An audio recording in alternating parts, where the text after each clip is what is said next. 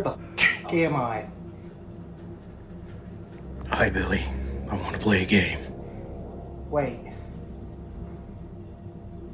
I know this game. No, go ahead. Shoot me. But don't you cherish life? Do whatever you want. No, torture me. I don't care. Don't you value it? Don't you want to continue living? No. Like, look at the world we live in. COVID's happening. Cancer's still a thing. Dude, look at the criminal system. Like, you could be dealing weed, you could be doing tax evasion, and you get longer sentences for doing that than if you murdered somebody. Or, heck, pedos. Pedos, like, get out earlier than anybody I know. Like, no, shoot me. This world sucks. No. The game is for you to get out and live the rest of your life. Yeah, you're good. You're good to go. No, screw you. Live or die. Make your choice. So, I heard you went to the park today. Did you see Saul? Hey, everybody. Welcome to the podcast. I am Billy D. Today, I have with me my wonderful cohort, Lilith DeVille. And I am tested. I am tested. Tested for what? Testing my patience. Oh. That's like AIDS, autism, I don't know. The two scary AIDS. Just kidding. Billy, you know what? I'm going to finish this bottle and throw it at you. The only reason I won't is because I'm going to break my screen instead of your face. You should. Anyways, I think we should start tonight kind of different. Because I have a list of facts. La la la la la. Okay, let's go. Ladies and gentlemen, I watched this movie probably one or two. What movie are we watching? I said, did you see Saul? Did you see Saul? Really? You think they're going to pick up Saul from that? We're expediting this episode. We still have like 4 or 5 episodes to edit. Lilith is helping, as you saw last week. This one is Saul. The new Saul movie comes out this Friday, which I believe... Actually, preview night is Thursday. If people would listen to me on TikTok, they would know they could see it Thursday like I am tomorrow. Let's continue on and not listen to Lil, because this... I'm just kidding. This movie takes place before Saul X, and then Saul X is supposed to continue off, or happens before Saul 2, and then Saul 2 happens. So I'm interested to see how they do it. It's going to be interesting. I'd like to go through my facts before we go through the movie. Go right ahead. I seen the movie about, like I said, a week or two ago. I'm refreshed with it, but not as refreshed as you. So tonight you'll be our guide through the movie, because I had to look one fact up, like Zeb shot Taps. Yes. Do you think he died? I don't believe he died. Thinking back to the Well, that's a hard answer, because yes, I think he died based off this, but I do remember him coming back. He does come back in the Saul video game. Okay. Well, he came back in Dead by Daylight too. He's the playable survivor in Dead by Daylight. Yeah. But the Saul I'm video very games... sad that he did not continue with the franchise, because I love Danny Glover. I grew up with his films in my household, and I love him as an actor. Well, there's a lot to go over from this. I just wanted to get that one out of the way. Yep. Adam, did Adam look familiar to you? Very. Extremely. Do you know what other movies he was in? No. He was Specs and Insidious. That's it. Oh, I'm gonna get in trouble. I just screamed. That is it. That's fucking it. Did you know he wrote this movie thinking he had brain cancer? Really? Mm-hmm. He was the co-writer? No, he was the main writer. James Wan. This does not surprise me.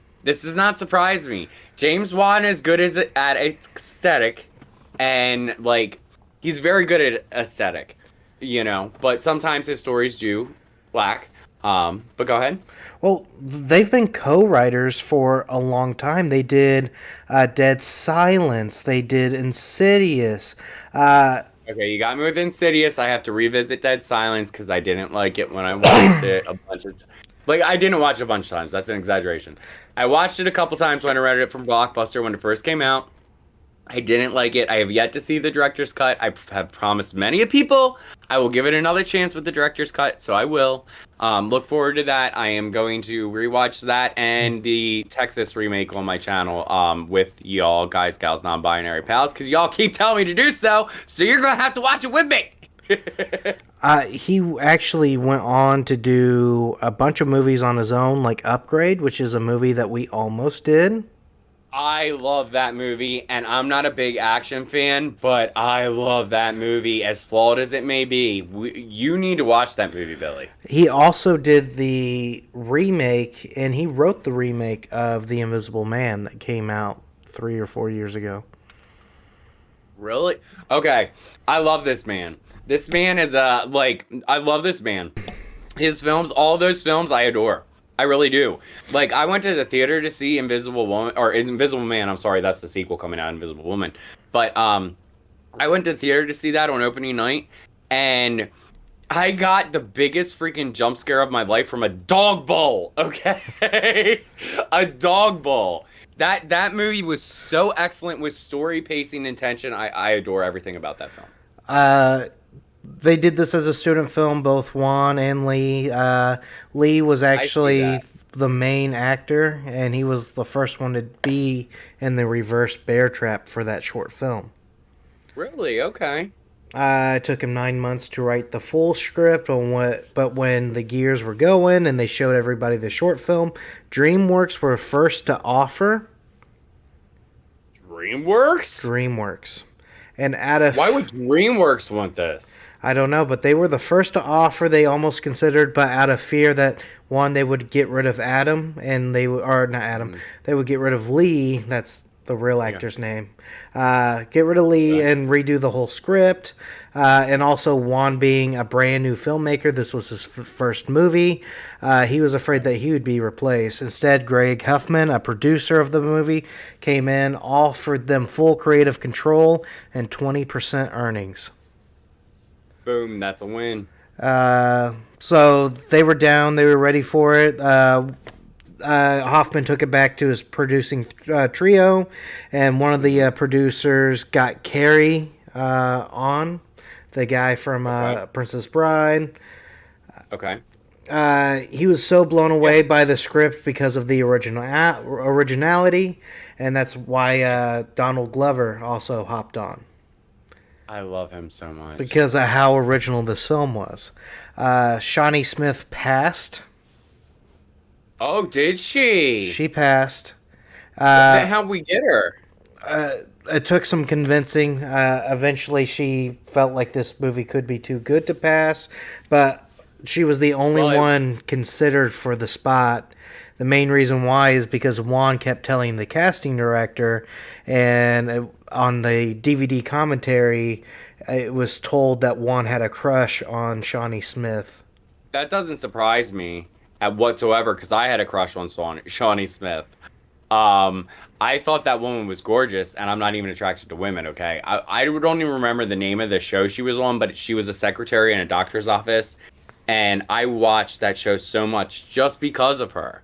I adore Shawnee Smith, and I understand why she wouldn't necessarily go into this project, but I am so glad she did, because I don't think this part would have been as iconic without her. She really killed this role, in my opinion. I don't see anybody else playing this part other than Shawnee. So the cast of Jigsaw, that was a really tough one. They wanted somebody with some gravitas, that had charm, that like when they're on screen they can steal the show, but they also wanted somebody with an intimidating voice, and basically Tobin Bell was picked based off his voice. Well, that's perfect, because I think he fits the aesthetic too at the end of the day. When I think of Jigsaw, I think of Tobin Bell at this point. I mean, if I see him in any other film, I'm like, oh, that's Jigsaw. You know, that is Jigsaw to me. the key things that they wanted to do was to shoot in one location. Most of the sets that you see, like the courtroom, the hospitals, and all that, they were all sound stages that were built next to the bathrooms. That makes sense. That makes sense because the way they got away with a lot of this stuff would make sense for it to be a soundstage, in a sense, because with the lighting and like, especially the scenes when you're seeing like the cage scene and like the glass scene, it's very believable that's done in that setting because it looks like a warehouse. The bathrooms scenes were shot in chronological order. Oh, that's fun. That never happens in film. Yeah. I mean, just to keep continuity easier, they basically wanted it to where it would, like, they wanted Specs and Princess Bride guy to have the easiest time. You mean Georgia Roll guy? No. To have the easiest time, but apparently Carrie would tweak his dialogue. Okay, I'm looking up their name. I literally just got done watching this again, and I'm horrible with names. The real name is Adam and Dr. Lawrence and Adam. Thank you. There we go. Lawrence and Adam. There, I'll just so the viewers don't get confused. Sounds good. Dr. Lawrence would tweak his dialogue, which would annoy Adam and James Wan. So they that would annoy me too if I was in the acting process and I wasn't ready for it. So they basically added a ridiculous scene with terrible dialogue, made it super clunky, just for him to sit in a room, and they wasted hours on doing, just for the whole cast and crew to, like, they were slowly cracking up, and it got to the point where they couldn't hold back their laughter, and he realized, oh, it was a prank. I mean, he seems like that kind of guy. I mean, I like him in this one a lot, but the future installments, he's kind of a dick, and he's always a dick in movies. But that kind of goes to his acting skills, because I think he's a dick, and it's because he plays a dick so well. It doesn't necessarily mean he's a dick, he's just good at his job. I don't think he's a dick. I like him a lot. So if I ever see you, just know. I never said he was a dick. I said he's good at his job. Thank you. How much do you think the budget of this movie is? 300,000 at most. 300,000 at most? Yes. With the puppetry and everything else? Yes. So on IMDb, it says $1 million. From videos I've watched and everything I gathered, it might be $1 million after advertising and whatever. The initial budget was 700,000. Okay, that makes more sense. I mean, I was kind of lowballing there, wasn't I? Yeah, I was lowballing a little bit. But, you know, yeah, 700,000 seems more reasonable for this. You know, I only say that because this does feel a little student film-ish. When it came out, it didn't. And I was looking at other horror films that came out around this time and other films. This has a lot of the feel of a lot of films that came around this time. So I get where they were going with, and they were making something that was working at the time edgier, and I appreciate that. But I think, go ahead. Well, I was about to say, for me, it was the dialogue that felt student filmy. It did feel like first time. It wasn't Tarantino-esque with its dialogue. It did felt. It's probably because why that one actor felt like he had to ad-lib a little bit, because it wasn't giving as much as he thought it needed to. But at the end of the day, you know, it's more of the thing that you discuss with the people in the scene with you, opposed to just throwing out there and throwing somebody off. Also, how many days did you think it would take to complete a film like this? Well, are we including, like, just the initial production? Filming? Just the initial production.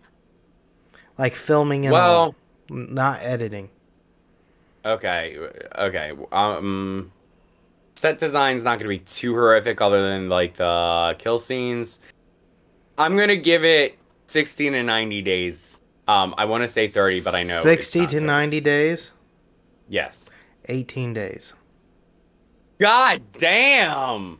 Okay, you're just making me like this more. And you're making me like this more. After that, it was 3 weeks to make the score, which is honestly one of the. Oh, no fucking way! It took 3 weeks to make the most iconic horror scores in modern day cinema. Like, we had this discussion Billy showed me a trailer that they used this music in, and it was like some freaking Tom Cruise movie. Tom Cruise movie. I was like, oh no, we do not disgrace our man Jigsaw by putting this theme music in an action film, aka softcore horror film. No, we don't do this to Saw. No, when we hear this song, what do we think? We think Saw. We think Tobin Bell. We think all the gore. No, this is honestly one of the most iconic horror soundtracks. It's mostly at the end, but that you know what soundtrack I'm talking about, guys, gals, non-binary pals. It's iconic. It really is to me. And for it to be made in that little of time, fire. Just fire. To avoid adding shooting, like for key scenes, they did narrations over photos, which I did notice. But the thing is the photos felt like evidence, like they took pictures of it, and like that's what they were doing. It also helped out that Adam's character was a photographer. I agree, and I love that scene when Adam is being kidnapped initially, and he's using the camera to see his way, and you see the stills. That is so creepy and effective to me. Even to this day, I was watching this scene, and I was like, dang, that's just great. I love everything about that. They did do reshoots, but nobody was brought back to do them except one person, and that was Lee Adam. And it wasn't even for Adam's parts. Lee stood in for Detective Singh. The shotgun scene. There was the shotgun scenes. Okay, that shotgun scene. I have a couple comments on that, but go ahead. You can tell in like slight frames that it wasn't Singh, it was Adam because of the jawline. Okay, see, in the rated version, you don't see any of the face in that scene. You see face down. You only see neck down in the rated version. Well, he was walking in with the shotgun, and I think you could see. Oh, got you. Okay. Yeah, don't worry. After this one, I'm gonna watch all the unrated ones. This one, wasn't able to get a hold of the unrated one. But yes.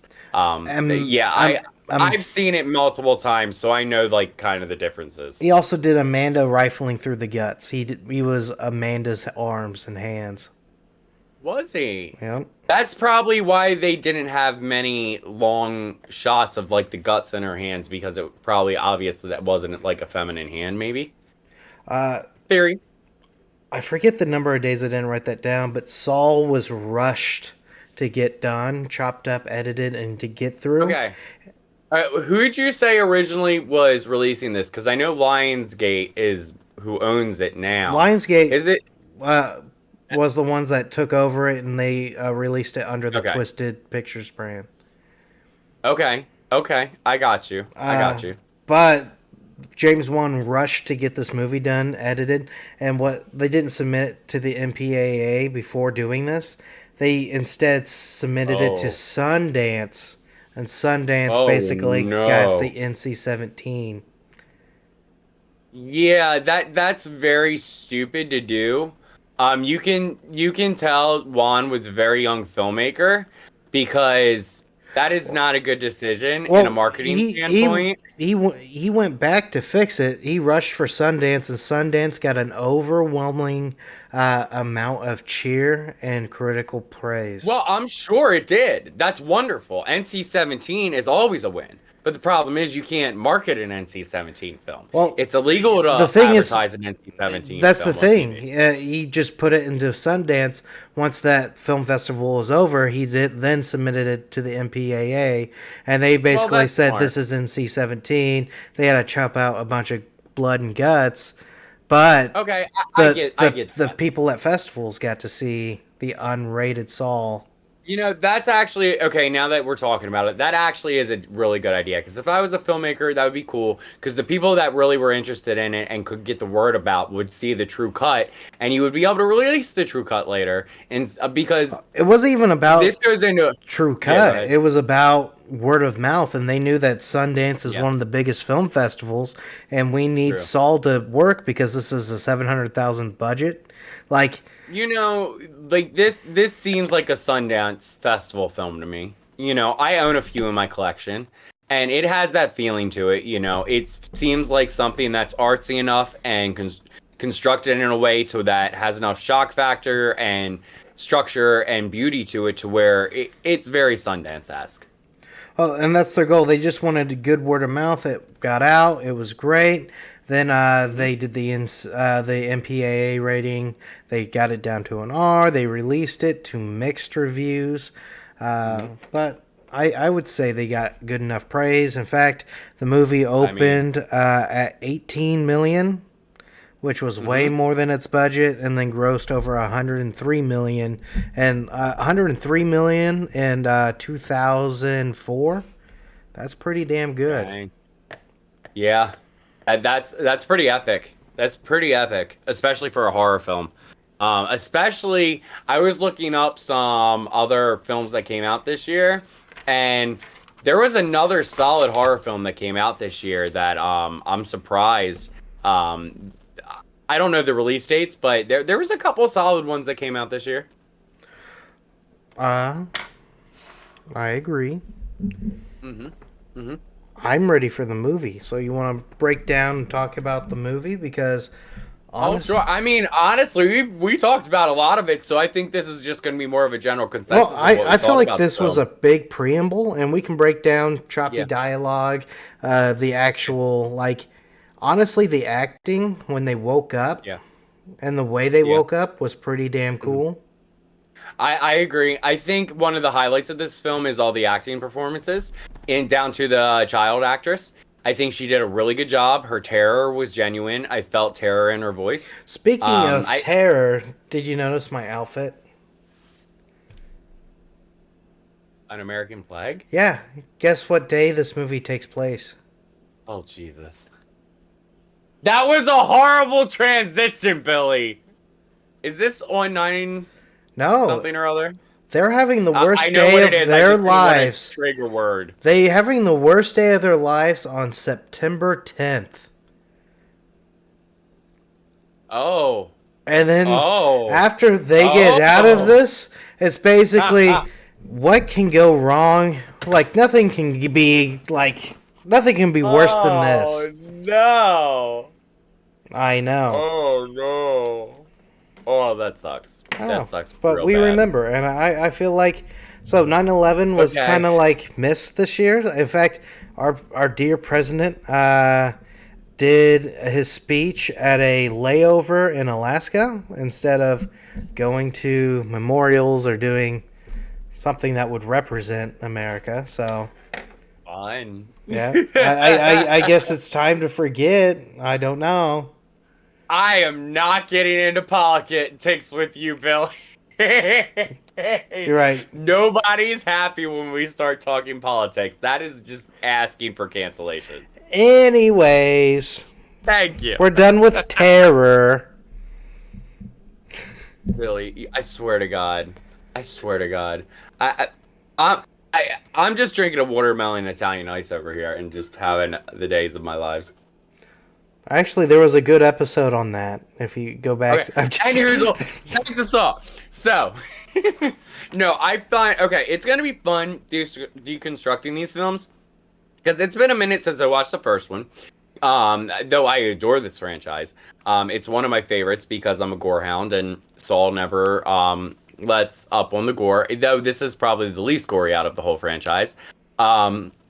I think that right from the get-go, there's a little bit of a hiccup to me because we know, this is spoilers of course, but later on in the franchise, we know the guy that's left at the end eventually dies and rots as a corpse. We see him rotted as a corpse later in this franchise on the ground there where he's left. The problem is, Jigsaw has always been a fair killer in the sense that he's always given a chance, but I'm going to ask you this question. Is something glowing in a tub when you wake up in the middle of nowhere something that you're going to put your eye on immediately, or are you going to look at your surroundings and panic from that glowing bug that's in the tub with you and hope it goes down the drain? Because I feel like that's kind of set up for failure right there. That's just my personal opinion. But other than that, I don't think Jigsaw has really done that. What's your opinion? I think everything's left up to chance and how you play the game. Okay. It's kind of like if you played Monopoly. It's not made for you to win every time. It's made to be scenarios. It's made to be like, hey, well, True. You know, I didn't think about this until now. He could have used that gun to shoot his chain and just cut his foot off, and they both cut it out. or they both could have got out by cutting their own foot instead of breaking one of the saws. Well, that's true, but I mean, like you had the one bullet. Why don't you just break one of the chain? Well, I mean, I don't know. I don't It was a panic situation. It was a panic situation. The guy was trying to save his family. I'm not judging it. Please don't come for me, guys, gals, non-binary pals. I adore this film. I'm just deconstructing it. Well, I think that's the thing. Everybody would play the game differently. Like, who would actually shoot at them from get go just so they can be free. Yeah. There's just a lot of things that are going on. And I think that's what keeps you guessing because there's so many outcomes to be had and you don't know what's going to happen. And that's one of the great things about Saul. You know, you don't know until it's over. And there is a chance for everybody, but are they going to do it? There's a couple of traps in this franchise that I'm like, oh, yeah, that's a little messed up. And I don't even think I could do that. But go ahead. Well, I love the beginning when he starts talking about the Jigsaw killer, and then he's like, how do you know so much about him? He's like, well, because I was like accused of being him. And then they do the transition scene of him talking about it was so cool, where it was just a layover of his face going into the crime scene and his face fades. I'm like, man, the editing in this movie, like I told you, it was rushed. It's still really well crafted. For being rushed and having this many jump cuts, I will commend them because jump cuts, even though they look simple, they can be very complicated and get very repetitive and look very unstructured. Though it does overuse jump cuts a little bit too much, I think. But what do you think? I think they knew what they were doing, especially if you watch the student film. The way that they do camera shots and angles, the zoom in, zoom outs, the slow rotations, the sense of like panic. That's what I feel like when you do. Because you're stuck in this room, it's spinning you around, but there's no escape. It's terrifying. That transition shot when Danny Glover or Detective Tapp is driving away or driving up, and you see the car, and it transitions with the car into the shot or off the shot. You know what I'm talking about? Like the car transition, that was gorgeous, and that's not easy to pull off as good as they did. That was a gorgeous transition, and you don't see stuff like that very often, so I commend them for that. There is a lot of stuff in this film that really set the mark for films to come, and the films to come did not hit the mark like this one did. For example, fluorescent lighting. This is the first franchise that really touched on that fluorescent lighting, that green lighting, if you will, heavily. It's only touched upon a little bit in this, and it's more further in the franchise, but it is in this, and it's mostly fluorescent lighting. But people saw it, adored it for the tone of horror, and used it up like crazy. But nobody used it as well as the Saw franchise did, in my humble opinion. See, and what's nice about these Saw movies, so we're also going through the Friday the 13th movies. The first movie, both movies have twists to it. They set the tone. And I would say the filmmakers after these movies try to mimic the tones. Yes. I feel like if I can give one praise to the whole franchise of the Saw movies, it feels consistent. Oh, 110%.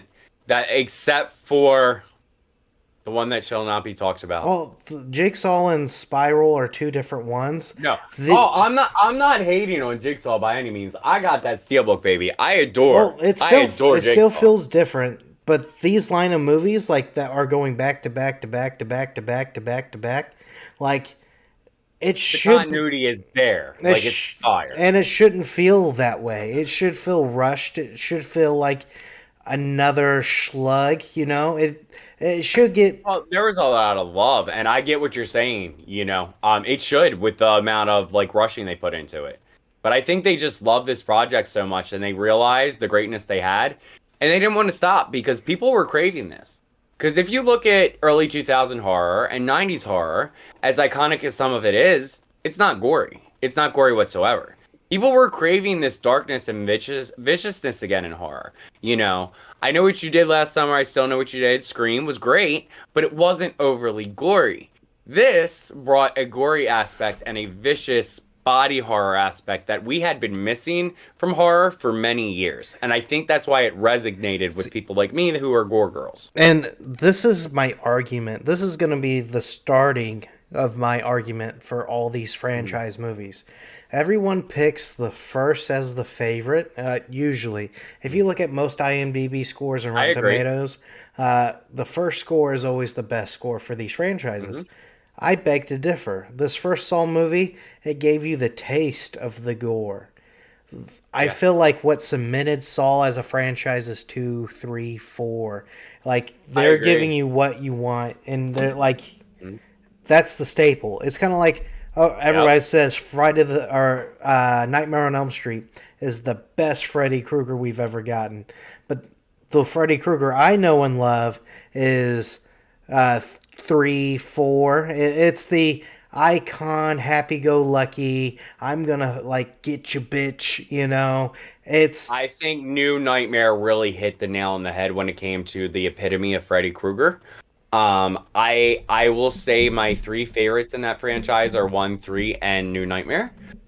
Because I think it's the epitome of what Freddy is, in my humble opinion. and you're not talking. I thought this might be me stereotyping, but I thought 2 would be your favorite.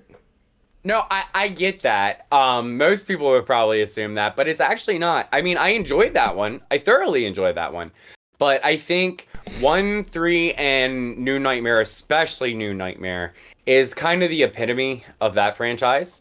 You know, New Nightmare was the love letter that Wes Craven gave to that franchise when it was taken away from him originally.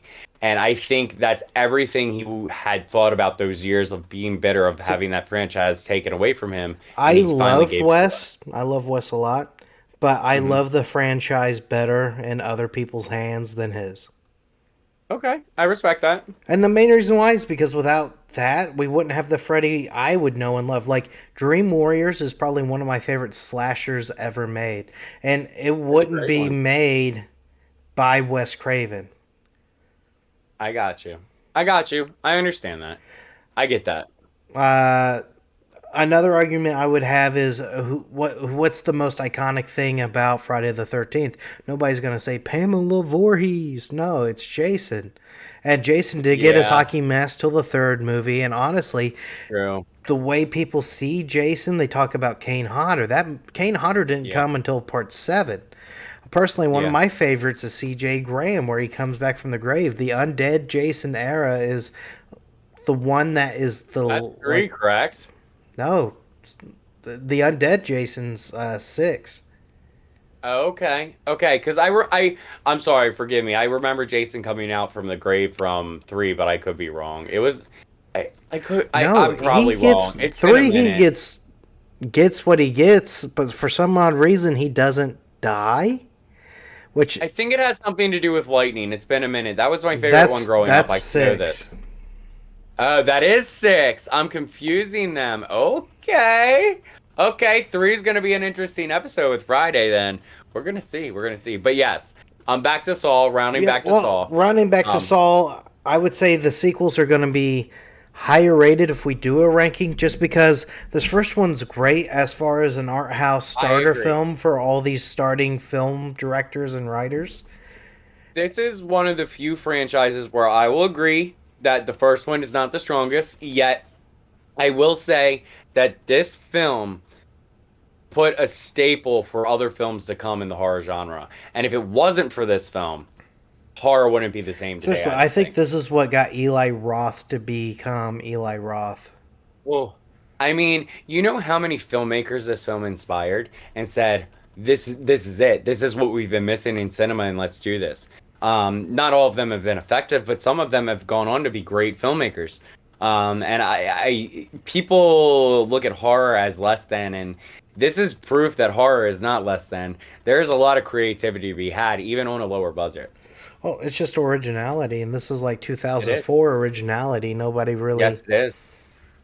I remember watching this on my little desktop computer screen, okay? back in the day when we had little desktops that was very big borders around the screen.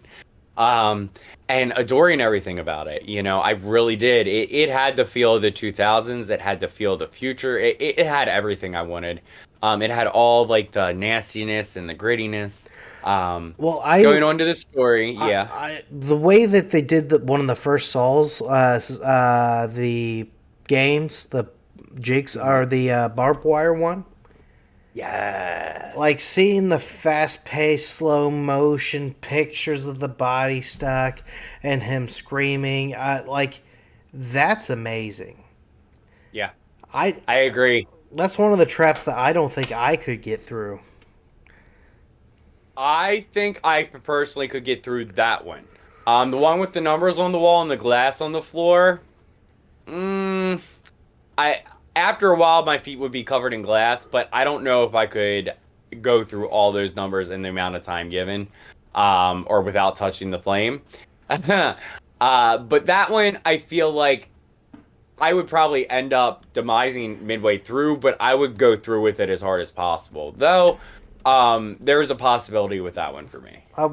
Yeah, let's just talk about the traps real quick. The bear trap. Yes, please. The I think that's what everybody's looking forward to. The bear trap, the iconic, never-ending, endless bear trap that everybody will always talk about because it's iconic. It's such a simplistic trap that has been heard around the world. If you talk about a bear trap, you know exactly what franchise we're talking about. Shawnee Smith's iconic scene. Oh, I adore it. The lighting of this scene, the way it's done in interview style where you're seeing it in her POV. I adore everything about this. And when she gets up and that thing comes out of the back and the timer starts ticking, you're like, oh! The camera work, I was just about to say that. Yes. It's just beautiful.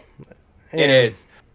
The shots, like when she's on the chair still and she's like the best way it's the way she's like doing it and like convulsing. It's so grittily gorgeous. It's everything I want out of a scene like that because it's scary but it's artistic. Well, I feel like this whole movie the movie itself is only an hour and 43 minutes, but they give you these mini scenes that give you so much tension, so much like on the edge. And I can't tell you how many times. And the thing is she is the second one that I was kind of worried and panicked for. Yeah. So I technically count this one as a Saw trap. Okay. The little girl and the mom being tied up by Zeb. Yeah. When he goes to get them, that was the one where I'm on edge of my seat and I'm panicking for them. Yep. I mean, that guy is a prick, and he always plays a prick, and he's good at that. That scene is very tension building. You fear for their lives. And when she says that you failed and initially goes into that gab, it's like, yes, mama. The thing is like she's over there, she's fighting for her life, but on the phone you hear gunshots going off. You see Dr. Lawrence just crying that his family's... It is so heartfelt.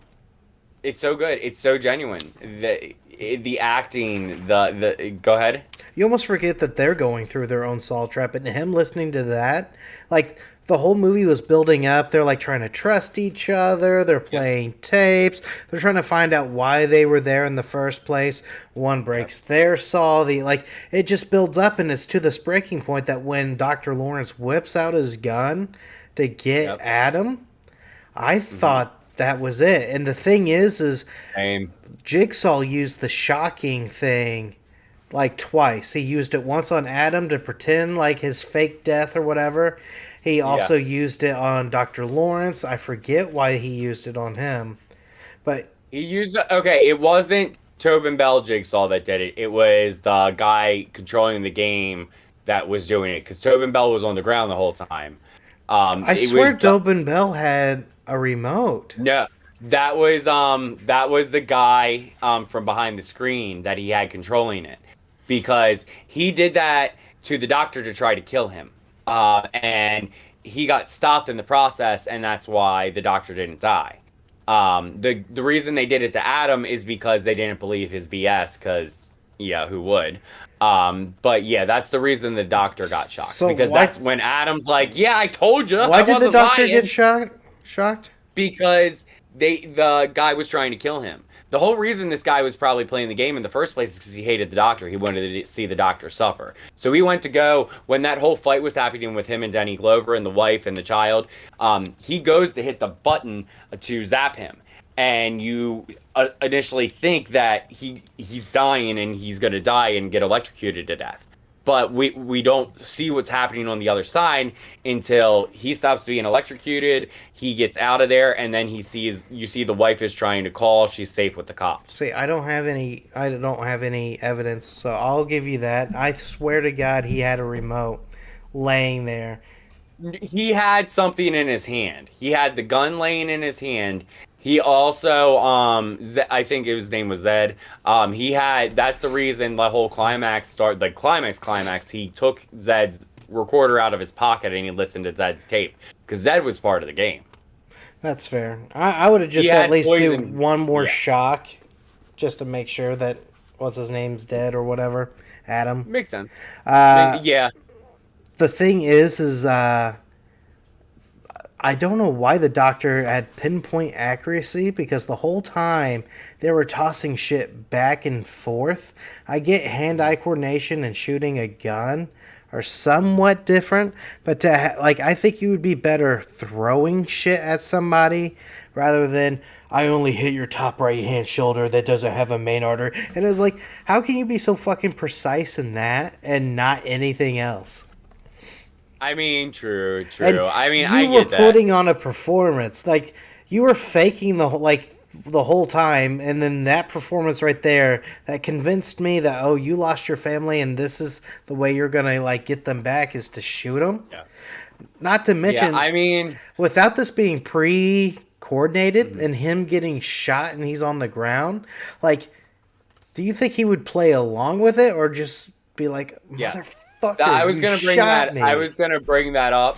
I think based on the earlier scene with the cigarette, he would get the gist of I need to lay here and play dead right now. So I think that's why he didn't get up until he did, because a shoulder wound, he wouldn't be anything in pain. So it was very in the realm of possibility that he knew what was happening because he tried to save him once. And, whether he knew in the moment of before he shot or not, I don't know. But I think after he shot, he got the general consensus. Because after all this happens, you see the doctor try to go out and crawl away and save them. And, there's no negative rapport between them at the end there. He doesn't want to be alone. The doctor crawls out, tries to save them. And that's when he finds the tape recorder from Zed's, and he finds the whole thing going on that Zed was a part of this. He's not the main part of this, but he's a part of this. And we see Tobin Bell get up. And that is our Jigsaw. That is the main guy behind this. And back in 2004, every single body's jaw was on the floor. Not a single one of us saw it. Not a single one of us called it. We were all like, what just happened? A killer corpse twist. rose from the dead. That's probably one of the better twist endings I've seen in a while. To this day. It's just so good because they tease you too. Because you see Zed is sick and he's coughing, and there's a prelude with the scene with Tobin Bell with his hood on, and you find out that Tobin Bell's sick. So it's kind of like a con.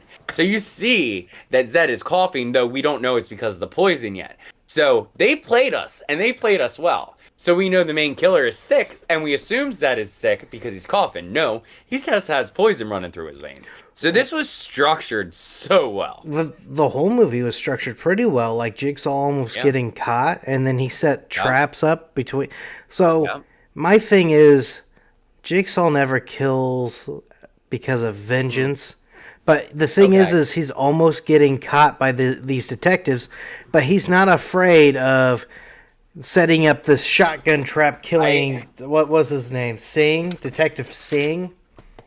I think it goes into our earlier conversation about this is the building blocks. They were still learning the structure, and what made this unique is that he was doing it because society was horrible and not because of hatred. And I think that even though some of them in the first one can be considered a little like with the glow stick thing with the key, or with the cop with the shotguns of like 6 shotguns and he gets exploded. Certain things are still a little iffy moral wise, compared to the Jigsaw we know. But keep in mind, this is his first hurrah. He's still learning, so One of his first hurrahs, if you count. Oh, that's a lie. That's a lie. That is a lie. That is a lie, because Jigsaw was his first hurrah. Yeah. Okay, so that voids that argument. Okay. You know what? I don't know. I don't know. It's one of those things where, yes, this is the only one that I feel like they CZ might World. be a little Have you more heard of that like, YouTuber? What's that? CZ World. No. No, I have not. He has a huge Saw chronological timeline, Okay. and it talks about his wife, the baby, the miscarriage. See, I love that. I adore that. I think that's why the sequel involving his wife and the demise of his wife and all that backstory is probably one of my favorite, because I love that This guy storyline. sat down, it's like an hour long, and he starts from the beginning of Jigsaw to the end of Jigsaw, and then post Jigsaw, and he goes through the lives of everybody that was like pretty much affected. And I'm like, love damn, that. this guy took the time, and he's like, all right, this might not make sense, but this is because this guy, it seems like he's doing like a general like date, like probably like 5 or 6 years ago. That was like 2006 or 7, and he's even like using quotes from the movie, and it's like, Yeah. okay, that's probably why, is because this guy is like trying to give you a timeline, but the way he's saying it isn't really accurate, which means that this would add up to this. It's just beautiful. Like, go check that guy out. Also, most of my facts and information came from Joe Blow Horror Originals and also CZ's World, so check them out. Well, cheers to you guys. Anything else you want to add to this movie? Because we talked about damn near the whole movie. I think we got everything. I want to shout out to my girl at Royal Farms. This episode is dedicated to you. You've been looking forward to this episode in this franchise for a long time, so shout out to you, girlie. You always take care of me. You're an awesome person. Thank you for the support. At the end of the day, I just think this is an iconic film. Though it has some flaws, there is nothing truly that I have negative to say about this film that's harsh, because it is a modern horror classic, and horror cinema really wouldn't have been the same without it. And the other films that the creator has written, besides James Wan, besides James Wan, I love his films. So, you know what? Keep them coming, and I'll keep watching. But I think we have a game. But go ahead, It's Billy. kind of confusing how we were kind of pretty much on the same page throughout this whole pod. No Look bickering. at that! It's crazy. When Billy doesn't want to be a douchebag. I mean, what? Oh, the thing is I like what I like, you like what you like, and we can finally agree that this is a perfectly good, flawed movie. No, I agree. Yes. This was a good one, you know. It's hard to go wrong with the Saw franchise. I don't think there's a single one I hate other than the one that shall not be named, that is not technically a part of the franchise. And I liked it. I like Spiral. I'll say the name. In fire, in the pits of hell. The thing Anyway. is I don't get. We'll get there. Don't, because I'm not gonna stop. We'll get there. Well, Just know that you think you've hated movies in the past, Billy. If we ever do Spiral, you're gonna see a different side of Well, Lilith. this is the thing That's a that trigger movie gets for Lilith. me though. Everybody that hates Spiral, everybody that hates Halloween Ends, everybody that hates a certain entry in a horror franchise, not just a single series. So, like, look at Sinister 2. That's probably not getting anything until a reboot. Halloween has already been announced for a... Sinister 2 is another conversation that we need to have another day, because that's another one that triggers Lilith. But when it comes to horror franchises, Spiral coming out and being its own thing, I wasn't offended that like it was a bad one-off movie. In fact, I enjoyed it for what it was. I wasn't offended that it came out, and I went on preview night. But guess what? I haven't seen it since because I disliked it so Well, much. that's And I'm not an overly hater on film, But go ahead. oh, you're not an overly hater on film. I'm not though. I always put positive views out on films I don't even like because I know there's always going to be somebody that enjoys it. So even if I'm critiquing a film heavily and I don't like it, I will always put something positive out on it. Spiral was one of those that I didn't have any positives to say, really, so I didn't say anything about it. I think Samuel L. Jackson did great. A couple of the victims and highlighting the Did you? That's not even the main character.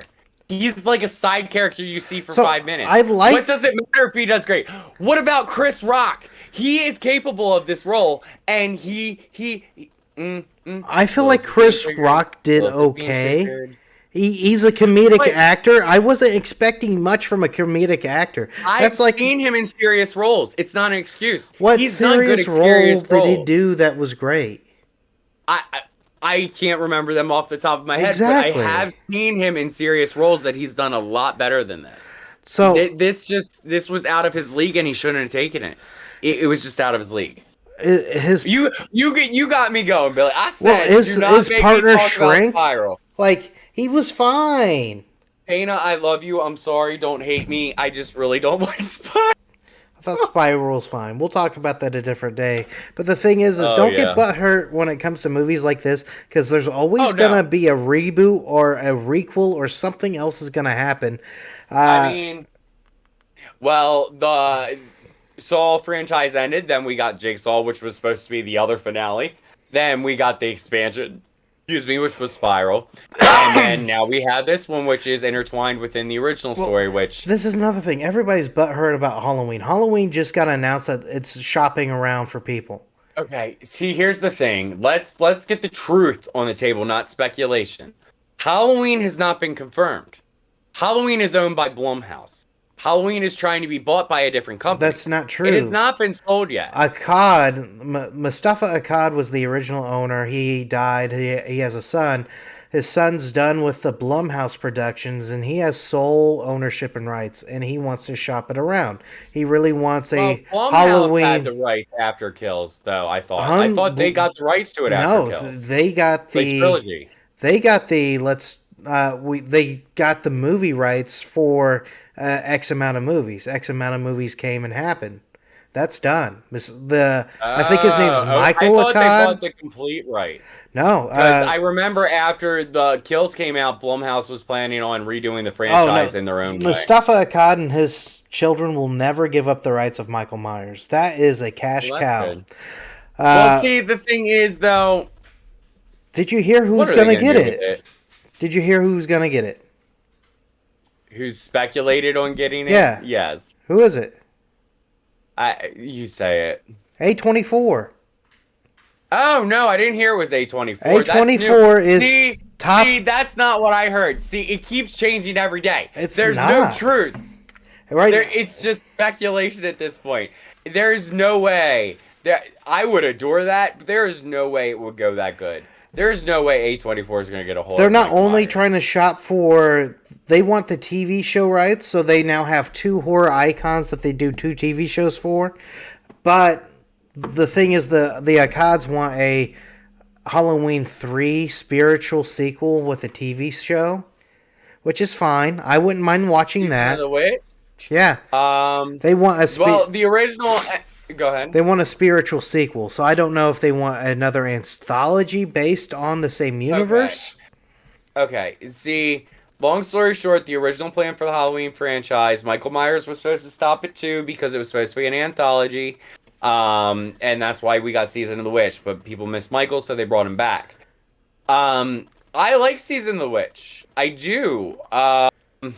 There was an ending for Kills that had an ending shot where they zoomed out on Michael's mask, and inside was a clover from the Season of the Witch franchise. So it kind of attributed it to being that company's fault that Michael was the way he was. They didn't use that ending, but it's still viewable on some deleted scene cuts. I liked that. I wish they would have went that direction personally. That would have been cool to me. But most people that I've talked about it with weren't a fan of that, and I think that's probably why they didn't go with that. So yeah, But yes, right. you want to get into the game? Yeah, let's get into the game, but real quick, movies come and go. They never die. They'll always get rebooted. Okay, rules of the game are somewhere on the screen if I'm editing it. If not, it's Billy's fault because we didn't say the rules and he didn't put it on the screen. This is episode what Alrighty. now? Yes. Go watch other episodes. Cheat. Anyway, I'll edit that All out. right. That's the only editing I'll do. bitch sit, bitch sit, bitch sit, bitch sit, bitch sit. Anyway, That's fine. You didn't. first one. You didn't is say the N Ameri- word or the F word. Dare you? Uh, I- Jesus. The first movie is the American remake of Shudder. the American remake of Shudder. Yes, it's when a couple goes to. He's a photographer and they travel out of the country for his job, I'm and he looking. has a lot of back pain. Shutter. Yes. The I 2008. own it. Mm-mm. The- That's a different one. The PG-13 2008 that only got 5 out of 10 stars. No, it's 2004. 2004. Yes. That's not the American remake. Oh, it's not. Then it's the original. I'm sorry. No, the original has I never seen it. I don't know what it's about. Okay. Then back up. Okay. What a great Club start. Dread. You've seen Club Dread. Club Dread, I still put that one at a 4. Okay, that was more up your alley. So I had a feeling it's a niche, but I had a feeling you've seen it because it's your kind of comedy. I love that movie. Alrighty. Well, Shudder is one of those blockbuster movies where I seen the case. I kind of wanted to see it, but I'd never seen Which one is it? Shudder. It's the 2008 one. The original's really good, and I thoroughly enjoyed the. See that's the remake cover. Yeah, that's 2008. That's the one I own. I'm sorry, I thought I was looking at the original. I am looking at the original. Thought I was looking at the remake. So we'll do Club Dread. That's what we got. Club Dread at 4. So number 2 is the American remake of The Grudge. I am confirmed on this one. Thank you. 2. Okay. I know I put Then that we at have- 1 some other episode, but that's going to. Makes sense. And then we have none other than Saw itself. 1. Is this Okay. 2004 movies and you kind of fucked Yes, up? it is. Yeah, I did. But that one is from 2004, so it works. I just thought it was the remake. that I was looking at. Original. Yeah, I get The you. original's from 2004. Yeah, I messed up a little bit. Shit. Alrighty, the next one is Seed of Chucky.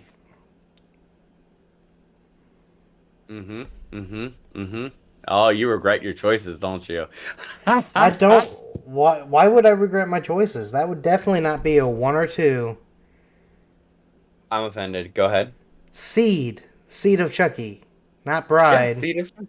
No, Seed. Seed. Where Tiffany gets her upgrade. 90% of the people would put that at 5. Well, that's rude. I Tiffany's think sexy as hell, and so is Jennifer Tilly. That's not the point. That's Glenda. Oh, what's the rapper in that movie? That weird horror movie? I don't It's even not know Buster his name. Rhymes this time. They had a weird ass sorry. Britney Spears cameo. I adore that film, thank you. Okay, is it going to 5?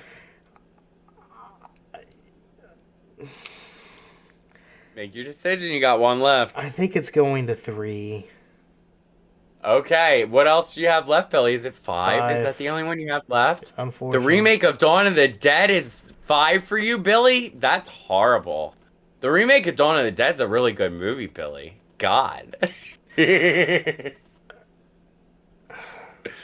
So 5 would be the remake of Dawn of the Dead. Yeah. Damn. You're so salty. If you were to mix them up, where would you switch it? 1 Saul, 2 Dawn, 3 Grudge, 4 Seed, 5 Club Dread. Okay. I Yeah. think that's fair. I tried to screw you over a little bit. I got you a couple times there. Well, the thing is I really like Seed, and I feel like when it comes to overhated movies, I that's agree one of with them. But the thing I is I was listing all the bad things about it. There's even doll masturbating. Yeah. Some people are like, Okay, that's a plus or a minus. It just depends on the I person. mean, that have you talk ever to. seen what's that one called? The other movie that was made with puppets. I think Comedy Central made it, and it was a whole sex scene with puppets. It was Team America, yeah. Yes, Team America. That I remember when that came out. Everybody was going crazy over that movie when it was just a bunch of puppets humping. It's hilarious. It's one of the best movies ever made. On that note, guys, gals, non-binary pals, thank you for joining us tonight on Movie Night with Bill and Lil. No, just fine. No, Is there anything else you wanted to say, Billy? No, that was a fun game. I kind of felt like Alrighty. you won that one. I won. See. Lilith's got this. We got this. All right, guys, gals, non-binary pals, thank you for joining us. Once again, this is a special shout out to my girl at Royal Farms. No, we love you, that's girl. great. Yeah. Lots of support. I hope to meet you one day. Yeah, you gonna give me that face while I'm complimenting some. You feel like shit now, don't you?